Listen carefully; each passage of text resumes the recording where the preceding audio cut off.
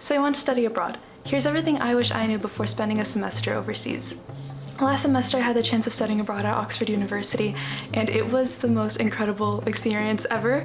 I made so many new friends, had incredible experiences, and made so many memories with amazing people. It pushed me out of my comfort zone and also opened doors to so many opportunities. So now you're probably wondering, well, should I study abroad? Here's everything I wish I knew so you can decide if studying abroad is the right thing for you. First off, choosing where you want to study abroad. When you're choosing where to study abroad, you first need to check what programs your institution offers if you're studying abroad through your university. And you also want to go somewhere where you know you'll be comfortable. Of course, it'll be a change. You'll have to get used to new cultures, new traditions and things. However, if you're going somewhere where you know you'll be unhappy, then it's not worth it. Go somewhere that you know you'll enjoy if you have the privilege to do so. If you know that you're someone who gets homesick very easily, you might want to study somewhere with a familiar culture or similar language, so that way it doesn't feel too drastic of a change. So why did I choose Oxford? I chose Oxford for a plethora of reasons. Given that Oxford is home to one of the best institutions in the world, I knew I wanted to go somewhere where learning was not only encouraged, but it was in the framework of the structure of the city. There were so many third spaces where people could sit down and learn and talk and have conversations, not just about education, but about politics, religion, even just, catching up with friends. I also love how these third places were so accessible. Sure, the library would close at a certain time, but you were still able to walk around certain areas of the city. You're just surrounded by so much knowledge, and I love that so much. There are times where my friends and I would sit outside on the steps of the Bodleian Library until 11, 12 at night, just talking about all kinds of things. To me, that was very important to have. And then on a more technical aspect, the primary language is English, so I could understand. And then the culture wasn't too different from what I was used to growing up. And also I had family all around the UK and Europe, so I felt safe. If I was ever in a situation where I would need to reach out to somebody, I could always reach out to them. And also I got to see my family, some of which I haven't gotten to see in so long, so that was also really special. So when you're choosing where to study abroad, definitely keep in mind what are the things you want to see, what are the kinds of experiences that you want to have, and also ask yourself, what are you hoping to gain from studying abroad? And it would be a great way for me to experience different cultures and traditions and travel and see the world while also getting to learn in such incredible and historic places. One big topic about studying abroad is money. And I have a few tips about money. Definitely budget for more than you plan to spend. There will be additional costs that might come up, either emergencies or if there's something specific that you need to purchase that isn't included in the program, or maybe a last minute experience arises and you want to go do that. You might want to have some money on the side that you can use for those special occasions. Like when I was in Vienna with my program, we had a day that was just to ourselves. We had no classes, no tours and things. And so my friend and I decided the morning of or the night before that, you know what, let's go see Don Giovanni tonight. We bought the tickets that morning and went to go see Don Giovanni that evening, and it was such a fun experience. There's gonna be some spontaneity, there's gonna be some unexpected things, so you definitely want to budget for more than you plan to spend. Utilize your student discounts, especially if you're in a college town or someplace like Oxford. Utilize those student discounts because there are so many just in the city. And I'm not just saying specific to the institution, I'm saying most places throughout the city. If there's one regret I have about studying abroad, it's that I forgot to ask about student discounts more often when I went places. I think I would have saved a lot more money. When I went to the Bodleian shops, student discounts. When I went to exchange money, student discounts. Utilize the fact that you're a student to save yourself some money. Before you go somewhere, also see what's free, either as a student or for your age group. Because in Oxford, I'm pretty sure in all of England or the UK specifically, museums are free to enter. So you can just go in whenever you want. The first day that I was in Oxford, I went to maybe 2 or 3 different museums because why not? And I think I went to the Pitt Rivers Museum 3 times or something. I genuinely enjoyed it so much. The fact that they make places like museums so accessible is so important. The accessibility of art and history and culture is incredible. I love that so much. I love that about Oxford is that you can access so many different things. I love that so much. I think in Paris, you can enter the Louvre, I think for free on Tuesdays if you're under a certain age. I might have to double check that, but needless to say, There are free experiences. Search what's free. For conversion rates and converting money, number one, I would suggest downloading a conversion app so you can make sure that you have the correct conversion rates. And two, again with the student discounts, if you're going to a currency exchange center, know that they will, 9 times out of 10, most likely, they will take a fee. So even if their conversion rates are correct, you might still end up with less money than you're supposed to have. But if you utilize your student discounts, then it's very likely that they'll either reduce that fee or not apply a fee at all. And then one other thing I would like to say about money is about memberships. Because you're studying abroad for a semester, which is like a long time, you will likely be tempted to purchase certain memberships, and you definitely should if you know it's something that you're going to use. So for example, I know some people, they purchase gym memberships while they're in Oxford. I don't typically go to the gym. For me, my exercise was walking around and exploring and getting thousands of steps a day, and that was good enough for me. I knew that I wanted to be a Bodleian reader, so I invested in that with my own money, and I'm glad I did because I knew that I would utilize it, and I knew that if I was going to be studying, while in Oxford, I knew that I didn't want to be cooped up in my room studying. I would rather spend time in the Radcliffe Camera, do Comfries. I knew that I wanted to study and work in environments that so many amazing people were and are studying in. Why not?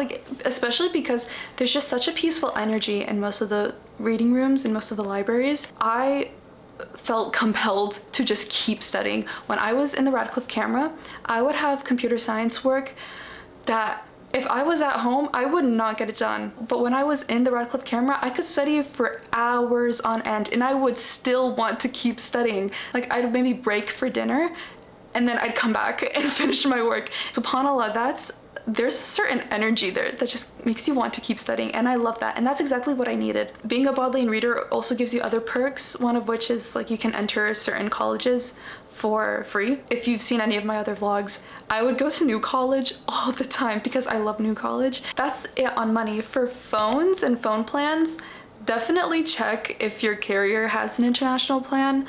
I know some people purchased plans with maybe different carriers or maybe got different eSIMs. Definitely figure all of that out before you leave. And then also try to connect to local Wi-Fi as much as possible, especially if your data is limited, because you want to save up on that data as much as you can. Luckily, in some places there was EduRoam, so I could use that a lot of the time, especially in Oxford.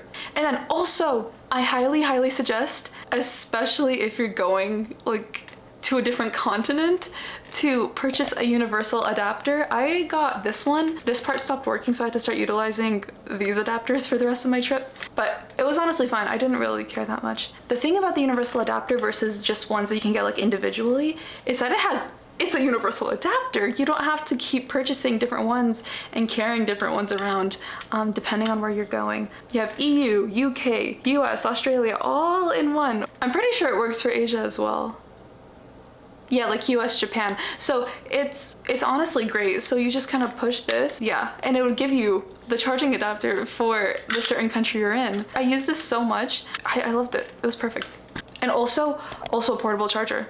You never know when you're gonna need that portable charger. I carried my portable charger in my purse. I remember once, I think I was in Paris when it happened, but my phone was about to die, and I was the one who was kind of navigating our friend group to wherever we needed to go.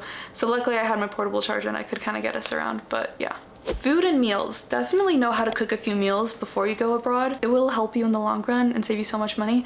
I know it can be hard, especially with homesickness, not having certain foods. So if you can find places nearby that might have certain foods that you're familiar with or might serve cuisine that you're familiar with or that's part of your culture, definitely find those before you go. Or research it beforehand so you're prepared if there isn't.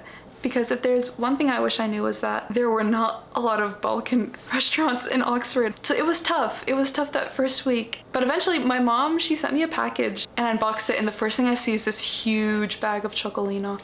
And so I had all the Bosnian snacks and foods and breakfast foods and everything. It made me feel so much better. And also my aunt, my uncle, and my cousin came down to visit me one time, and my aunt packed so much sirnica. My fridge was stocked up on sirnica and jams and everything, and alhamdulillah, I was so grateful for that and to have that. May Allah bless them. We had meals offered to us, which was nice.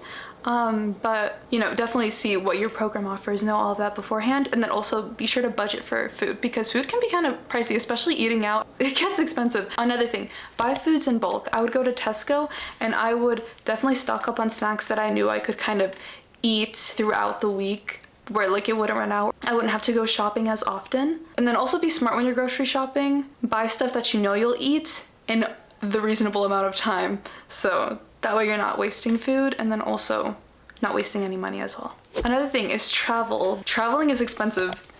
Be prepared. Traveling is really expensive, especially if you're going by train around the UK. It's pricey. Like, costs add up. And that's just like for the train. That's not even, oh, food and lodging. I had a few friends who went to Edinburgh one weekend, and I think they flew to Edinburgh and then they stayed in a hostel. If you're going somewhere, especially for a short period of time, I don't think you'll be spending a lot of time inside your room anyway, so it doesn't really matter where you stay as long as you're safe and comfortable. Be safe and be mindful when you're traveling, especially if you're traveling alone. Try not to travel alone if you can help it. I'll be honest, there were times where I did like travel alone, walk alone. I usually did it in circumstances where I felt comfortable. There was one specific time where I thought I was being followed. And I think I was being followed for like a short period of time by this one guy when I was in Belgium. So stay safe out there, for sure. But I was okay. I like turned around at one point and he wasn't there anymore, so I was okay. But it scared me out of my boots, and I was like, yeah, don't travel alone if you can help yourself. But if you are in a situation where you are traveling by yourself, be safe, be cautious, be mindful of your surroundings. There are definitely places that feel safer to walk in at night as well. Like, there are some parts of Oxford, specifically Broad Street, where like the Bodleian Library is and things. And then I think it's called Holywell Street by New College, where the tuck shop is. That road, after I think maybe 5 p.m, it would be so quiet. You'd see a few people like walking around and stuff, but then after maybe like 9 or 10 o'clock, there was almost nobody on the roads except people who might be outside like a restaurant or something, or walking around with their friends. Like, it was so quiet, which is crazy because in the middle of the day there'd usually be a bunch of people walking around, students, tourists. Even though it was like almost deserted, it was so quiet, I still felt very safe. Alhamdulillah, I never like felt unsafe. But I will be honest, it depends on the area that you're walking in. Like, High Street is very busy throughout, honestly, I feel like all hours of the day. It's a very busy street. Maybe in the mornings, not so, but it's not so much the people that walk on High Street, but more so just how fast traffic goes on High Street in Oxford.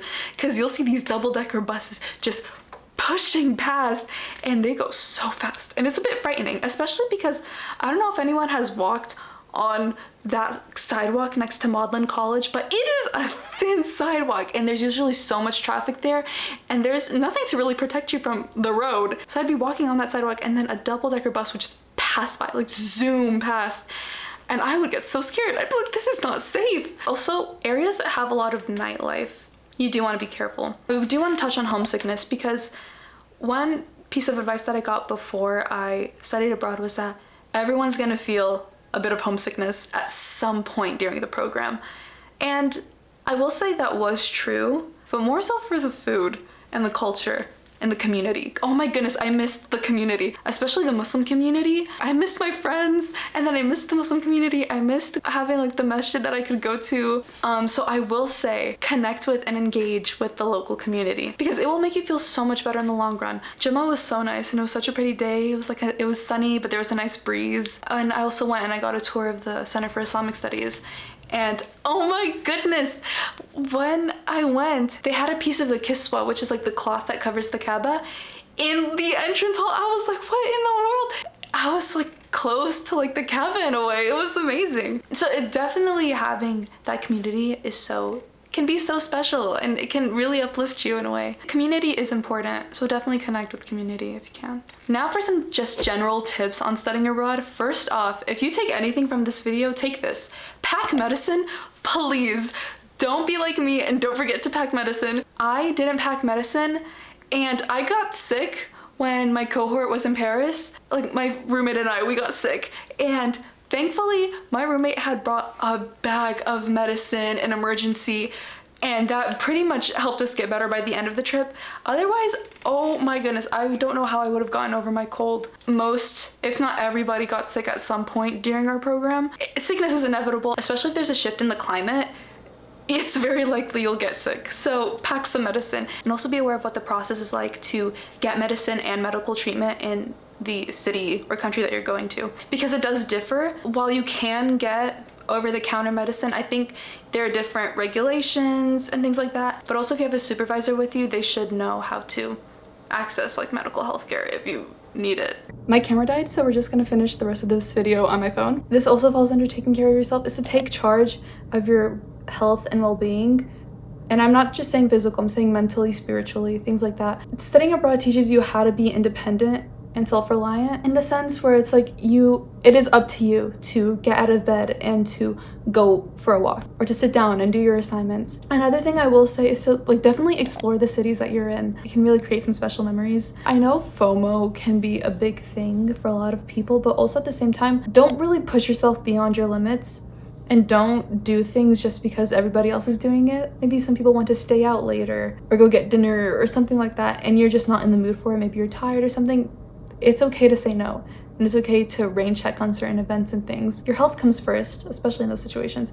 Don't push yourself to do things, but also don't be cooped up in your room all the time. Go out and explore. You're in a new place, so you know, might as well make the most of it. Don't be afraid to experience things by yourself. For example, one time I went to a Blackwell's event about children's literature and writing children's literature and how it's changed throughout the years, and one of the speakers was Philip Pullman. I didn't really tell anyone else about it. I think I only told one friend about it, but I don't think she was interested. So I was like, I don't care, I'll go by myself. Like it was gonna be like a solo date anyways. I went to the event, asked a question during the talk. I got my book signed and I asked him a question about writing and things like that, which you can see in a video on my channel. Having those solo experiences can really heighten your time studying abroad.